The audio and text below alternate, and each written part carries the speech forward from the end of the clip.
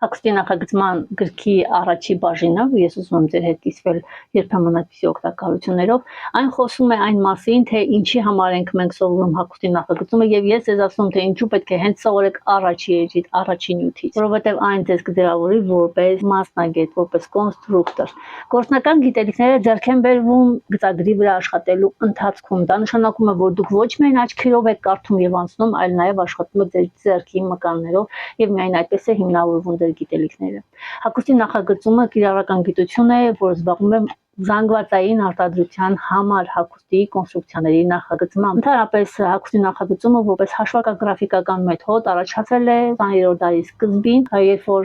նոր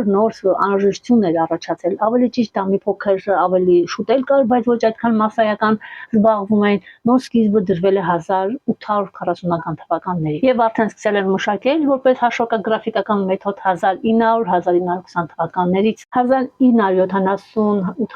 1970-80-ականներից էլ արդեն համակարգչի մեջ են ծրագրով են արդեն սկսել աշխատել։ Երբեմն ինձ հարցնում են կոնստրուկտորի կամ ձևարարի միջև եղած տարբերությունը, իրականում կոնստրուկտորը կարող է լինել ձևարար կարող է լինել առանձին, որը ունի մի փոքր ավելի քիչ հմտություններ, կոնստրուկտորը կարող է տիպային չափերով աշխատել ավելի մեծ ծավալով, ավելի շատ ընդլայնված գիտելիքներով, քան ձևարարը առանձին, բայց կոնստրուկտորը նաև ձևարար է աշխատանքի մեջ փոքր, օրինակ արտադրամասերում եւ այստեղ ձևարարի արժեվ դրված խնդիրները թե ինչ պետք է իմանա։ Ցանկալի է որ կոնստրուկտորը տիրապետի հաշվարկագրաֆիկական մի քանի մեթոդների, միլաժային եւ ինժեներական մեթոդներից գոնե ամենից մի հատ։ Եվ այստեղ ես խոսում եմ, որ խորը գիտելիքները ձեզ թույլ են տալիս կատարել վերլուծություններ։ Դուք որպես ապագա կոնստրուկտոր պետք է ուսումնասիրեք առաջին հերթին բազային հիմքերը, սա ամենակարևոր բաներից մեկն է։ Հետո նոր սովորեք արդեն տեխնիկական կամ կոնստրուկտիվ մոդելավորում, զարգացնեք ձեր գիտելիքները հիմքերի վրա։